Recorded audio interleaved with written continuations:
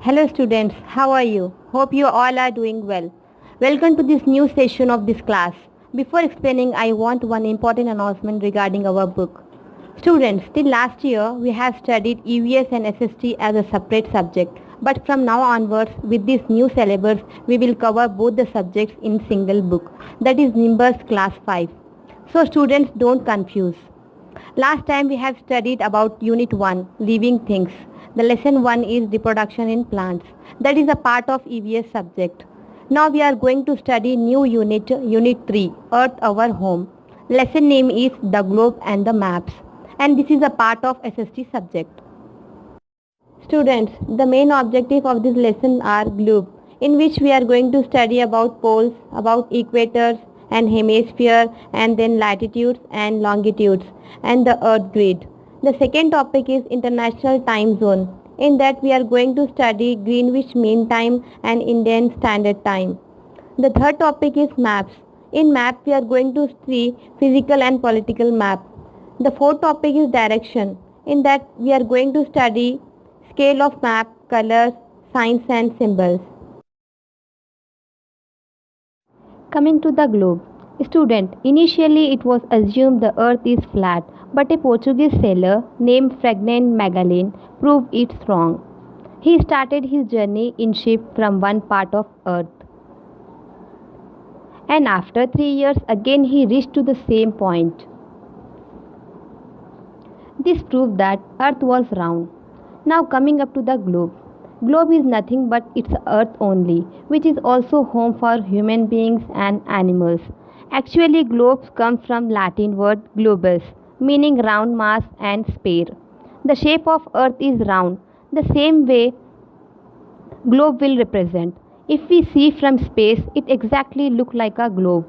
With the help of globe, we can easily see different shape of countries, ocean, seas and important cities. Apart from this, we can also turn around the globe to see other continents easily.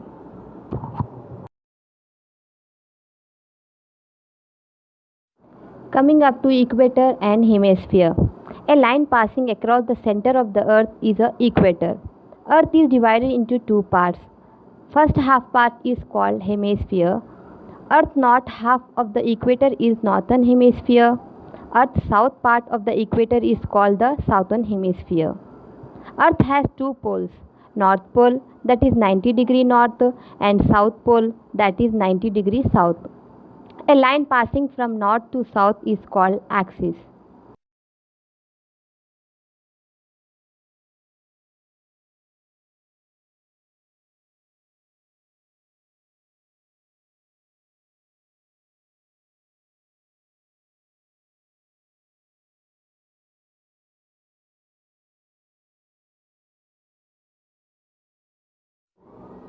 Coming up to the latitudes and longitudes. You know there are two poles, North Pole and South Pole. In Earth there are imaginary lines running from north to south and east to west. The imaginary lines running from east to west are called line of latitude or parallels of latitude. There are four important latitudes. We know in the center of Earth equator is there. Then towards north side there is Tropic of Cancer is there at 23.5° north. Then the Arctic Circle is there at 66.5° north. From equator going towards south the Tropic Capricorn comes at 23.5° south and then Antarctic Circle at 66.5° south will come. Coming to the line of longitudes or meridian of longitudes. The imaginary lines running from north to south are called line of longitude. The longitude marked at 0° is called as Greenwich meridian or prime meridian. The margin of meridian longitude is distributed in different degrees. Longitudes of a place help us to know how much east or west to the Greenwich meridian is the place located. Longitudes to the east of Greenwich are marked from 0° east to 180° east. Longitudes to the west of Greenwich are marked from 0° west to 180° west. 180° east and 180° west longitudes meet and form a single line. This line is known as 180° longitude.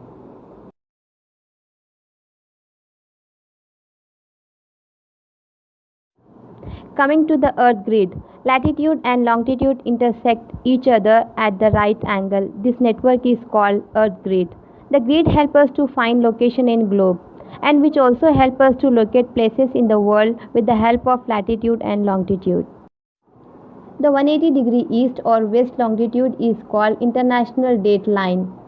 Meridian help us to calculate the time of place with respect to Greenwich Meridian or Greenwich Mean Time. With this calculation, India is 5.5 hours ahead of Greenwich Mean Time. In map, Indian Standard Time lying at 82.5 degree east. Due to this time, in west part of India are behind us and east part of India will be ahead us. For example, London is 5.5 hours behind, whereas Singapore and Japan are ahead from us. Now coming to the next topic, maps. A map is a drawing of all or part of Earth's surface. Its basic purpose is to show where things are.